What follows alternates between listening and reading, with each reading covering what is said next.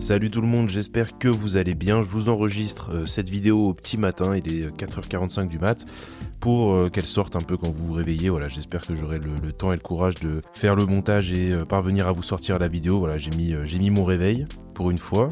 Mais cette fois-ci, j'ai mis le réveil directement alors que la soirée était déjà finie. Bon bref, on finit toujours avec l'UFC par un cycle de sommeil un peu catastrophique, on va pas se mentir. C'était une grosse soirée pour le MMA français, une très belle soirée. Voilà, ça valait le coup de se réveiller, c'est comme ça que je le dirais. C'était une belle soirée pour moi niveau prono aussi, ça s'est très bien passé. À part un combat, j'ai eu juste sur ce que j'ai pronostiqué. Petit message avant de rentrer dans la vidéo pour Abdi Abdelwahab. J'avais fait pareil un petit message en intro où je parlais un peu de lui. Je vais pas revenir sur le combat, mais c'était un affreux combat et en plus il nous a fait un petit vol maison qui m'a donné un peu peur sur la suite de la soirée, parce que quand ça s'ouvre comme ça, tu te dis que t'es sur le point de passer une longue soirée niveau juge, mais au final ça s'est plutôt bien passé, donc voilà. Je vais ouvrir directement cette preview en parlant du plus grand poids lourd de l'histoire, Shamil Gaziev. J'avais pronostiqué qui remporterait son combat, mais pas comme ça. D'une certaine façon, en fait, si vous inversez mon prono pour ce combat avec celui de Pavlovich, je suis vraiment dans le bon à fond. Peterson a fait un bon début de combat, il a entré un takedown sur Shamil, il touchait plus, mais Gaziev avait sa droite prête, il jouait un peu avec, et il jouait pas comme un très bon boxeur qui cache sa botte secrète, mais un peu comme un mec qui a que ça.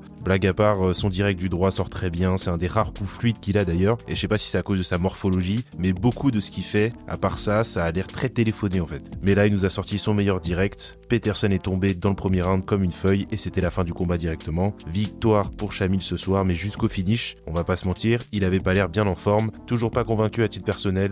Je pense que maintenant il regarde au-dessus de lui, mais peut-être qu'il faut lui mettre un adversaire qui techniquement est pas au mieux, on va dire. Donc je regarde un combat contre Derrick Lewis ou Tai Tuivasa qui, pour une raison qui m'échappe énormément, sont toujours classés chez les poids lourds. Voilà, ça en dit long sur le niveau de la division. Mais voilà, bonne performance de Shamil. Il a pas offert grand chose jusqu'au finish au final, mais voilà, c'est un combat de poids lourd, donc c'est celui qui rentre la première grosse droite qui gagne, c'est comme ça, c'est la règle. On passe au combat de Faresiam contre Mike Davis, encore une belle victoire pour notre français Faresiam, félicitations à lui, la 5e de suite, je suis très heureux pour lui, vraiment. Faut le dire d'entrée, Mike Davis, il a combattu très étrangement au début du combat, entrée en lutte un petit peu confuse, il a essayé de tirer la garde plusieurs fois, mais on n'est plus en 1993, surtout contrairement à ce que sa stature peut suggérer et à ce que certains combats précédents pouvaient suggérer d'ailleurs. Farez, il est très puissant et il a réussi à gérer ces situations un peu houleuses au début du combat. Globalement, si on peut résumer l'affrontement, à chaque fois que Mike Davis avait des bons moments, Farez reprenait le dessus et scorait ses points. Il y a eu un peu ce moment dans le second round où Davis a fait un peu de l'origami avec la jambe de Ziam. Alors je sais pas exactement comment son genou a survécu, mais bon, c'était assez impressionnant visuellement, mais visiblement il a jamais paniqué. Il a dit en interview après sur RMC, j'ai vu passer sur les réseaux qu'il avait le genou très flexible et que voilà. Mais voilà, très impressionnant. Surtout, il faut le dire, important à mentionner, Farez s'est fait mal à la main dans le premier round. Alors il dit cassé, mais est-ce qu'il dit cassé parce qu'elle est vraiment cassée ou c'est parce que c'est ce que tu dis, il avait mal à la main en tout cas, mais il a adapté son plan. Il a moins boxé qu'on pouvait s'y attendre du coup, mais ça lui a permis aussi de montrer qu'il avait énormément de choses dans son arsenal. Je dis pas que c'est un mal pour un bien parce qu'il est quand même blessé, mais ça rend encore un petit peu plus impressionnante la victoire et surtout on a pu voir beaucoup de choses dans sa palette et c'était très impressionnant. Victoire par décision logique, il a gagné les 3 rounds selon moi, il a ouvert Davis à l'arcade, il s'est lui-même ouvert l'arcade à la fin du 3e, enfin Mike Davis lui a ouvert l'arcade à la fin du 3e et voilà, ça a donné un combat très coloré et en plus il avait le short blanc, donc voilà. Il y a eu beaucoup de sang. Super performance de Farez ce soir en patron. Hâte de le revoir dans la cage. Ça va peut-être prendre un peu de temps à cause de sa main, bien sûr, mais on attendra le temps qu'il faudra. Super. Un gars humble, sympathique, qui bosse super bien. Je vous encourage tous à aller voir ses vlogs. D'ailleurs, il produit du contenu autour de ses combats et c'est très sympa. Et ça donne de la force à un mec qui est méritant. Donc voilà. On passe à mon erreur de la preview. Saïd Nurmagomedov contre Vinicius Oliveira. Visiblement, Vinicius est arrivé dans le combat avec la côte cassée. Mais alors, curieusement, c'est comme Saïd qui a lui semblé hors de cardio à la fin du second. Il y a une part de moi qui s'est dit qu'ils allaient quand même donner la victoire à Saïd. On connaît un peu les jugements, ils sont parfois partisans, mais cette fois-ci les 3 juges ont pris la bonne décision. Combat assez simple à lire à mon sens, premier round pour Saïd, il a beaucoup plus touché, et Oliveira nous a pondu un petit peu de contrôle stérile, mais Vinicius reprend le contrôle de l'affrontement au fur et à mesure du combat, et Saïd s'efface progressivement, voilà, c'est un peu l'histoire du combat. Le Brésilien plus entreprenant dans le second, il a fait plus mal, et dans le 3e, il a complètement pris le contrôle de l'affrontement. C'était pas la performance la plus impressionnante des deux hommes, comme je l'ai dit, Saïd était complètement à court de jus à partir de la fin du second round. Et Oliveira était blessé, ça s'est un petit peu senti, on va pas se mentir, dans le rythme du combat. Bonne victoire pour Vinicius. Il faut du courage pour arriver blessé et ne pas se retirer de l'affrontement. Il l'a fait, il a eu 50K en bonus pour assaisonner tout ça, donc il doit pas être trop mécontent non plus. Il a collé à Umar Nurmagomedov après le combat, peut-être un petit peu tôt en termes de classement pour obtenir cet affrontement, mais avec une victoire intermédiaire entre-temps, qui sait, un Marlon Vera, quelque chose comme ça. On se doute qu'il va faire une petite pause pour se soigner et on le reverra bientôt, j'imagine. Saïd, lui, doit sérieusement bosser son cardio de son côté parce que ça lui a coûté l'affrontement ce soir tout simplement. On passe au combat entre Sergey Pavlovich et Jairzinho Rozenstruik et bon Dieu que c'était long. Les deux hommes étaient très hésitants. Alors la façon que j'ai de voir ça, c'est qu'ils ont tous les deux été du mauvais côté de gros punchers par le passé et on a senti un petit peu de crainte des deux hommes. Pas grand chose à dire sur ce combat en réalité. Rozenstruik qui tente d'affaiblir l'intérieur de la jambe de Sergey au début du combat. Pavlovich qui entre quelques coups faiblards, mais sur chaque round, le Russe réussit à emmener le combat au sol et à scorer ses points. Pas une grande performance de Pavlovich du tout, mais une victoire très très claire. Rozenstruik est sans solution dès qu'il affronte un mec qui n'est pas un obèse morbide. Il a absolument rien proposé ce soir, c'était terrible. Ça a aussi un petit peu tué le momentum de la soirée parce que c'était 15 très longues minutes. Le problème, c'est que ce n'était pas les 15 dernières longues minutes de la soirée parce que on passe au combat entre Sharamagomedov et Michael Venom Page. Le combat s'est un petit peu déroulé comme je le pensais pour le coup. MVP, on le sait, il a une faculté à imposer un rythme mort dans des combats de striking et à s'imposer par des marges fines. C'est comme ça, c'est son style. Soit il met brutalement KO un mec qui sait à peine lever les bras, soit il se met à 12,50 m de son adversaire et il agite les bras et il utilise son allonge et sa qualité sur les pieds pour gagner à la touche. Voilà, c'est un peu un escrimeur, Michael Page. Il entre, il pique, il sort. Il a une telle gestion de la distance que c'est compliqué de le manœuvrer si tu décides de jouer son jeu. Sharamagomedov, il avait pas le niveau pour remporter ce style de combat contre MVP. Il a eu beaucoup de mal à trouver des solutions et malheureusement pour lui, il avait absolument rien d'autre à offrir non plus, donc très compliqué pour lui de s'en sortir.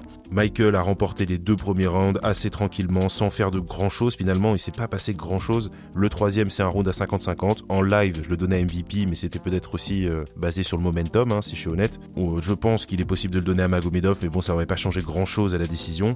Difficile de savoir quelle sera la suite pour les deux hommes. Comme je l'ai déjà dit dans la preview, Magomedov il est frêle pour un poids moyen. La division des welter par contre c'est un gros écart de poids, donc pas sûr qu'il puisse valider la pesée là-bas. MVP, je pense qu'il faut juste continuer à lui donner des combats marrants. On verra s'il veut rester en poids moyen, mais s'il est chaud pour retourner en poids welter, c'est peut-être l'heure d'enfin le faire affronter Thompson. D'ailleurs ce combat il peut avoir lieu en poids moyen aussi, les deux ils sont à un moment de leur carrière où ça, c'est pas que ça a plus d'importance, mais presque. Ça va peut-être donner un combat désastreux, parce que vu la physionomie des deux hommes c'est très probable, mais tout le monde a envie de voir ça, les postures, les gestuels, le karaté, enfin voilà, visuellement c'est un combat que tout le monde a envie de voir, et avant que Wonderboy n'arrête sa carrière, ça serait bien qu'il ait lieu, parce qu'on se doute bien que Stephen Thompson, il lui reste 1 ou 2 combats grand max quoi. Mais pour conclure cette review, et pour conclure ce retour cette soirée par une note fantastique, on passe au combat principal, le main event, le combat entre Adesanya et Nassourdine Imavov, et j'ai sauté de mon fauteuil. C'est la plus grande victoire d'un combattant français de l'histoire du MMA, faut pas avoir peur des mots. Je pensais que Nassourdine gagnerait,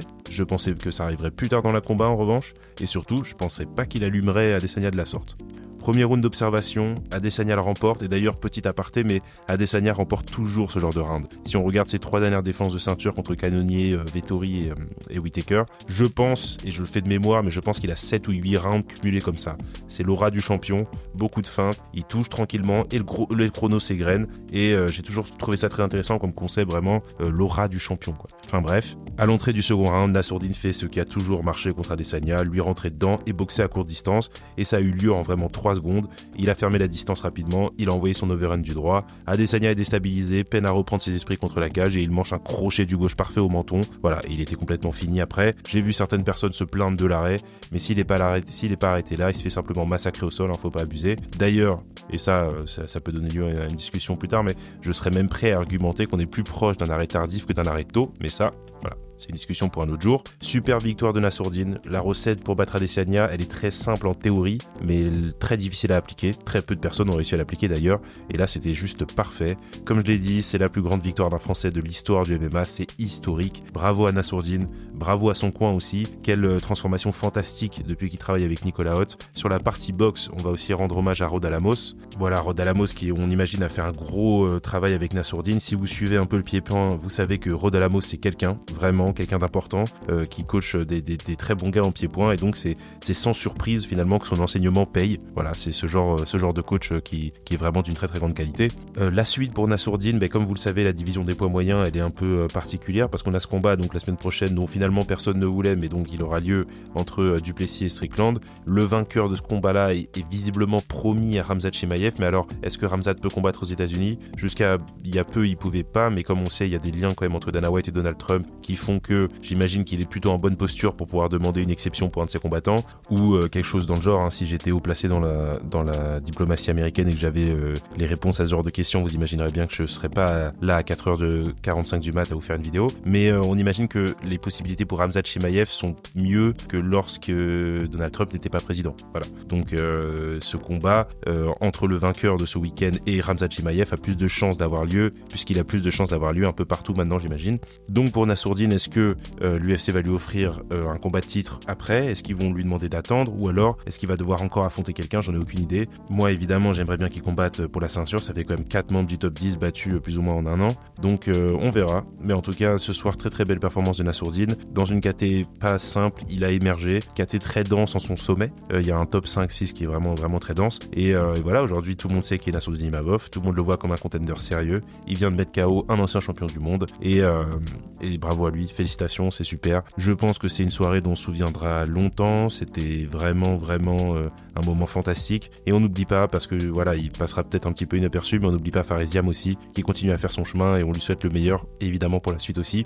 Et voilà, n'hésitez pas à me dire ce que vous avez pensé de la soirée, si vous avez été surpris par quelques combats, et nous, comme vous le savez, on se reparle très vite. Salut tout le monde.